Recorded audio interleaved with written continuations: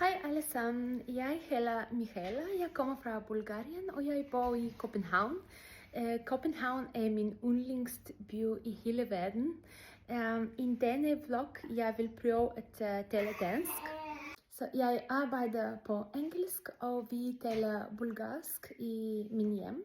Og jeg har en søn, som er 4 år gammel, og han er native dansk. Så han hjælper mig med min udtale.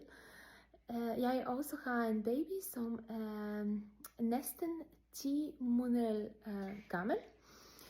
Jeg vil meget gerne blive bedre at tale dansk, men det betyder, at jeg skal tale mere dansk i min hverdag. Jeg også prøver at læse bog på dansk, fordi jeg synes, det er nemmere at læse dansk, end at udtale.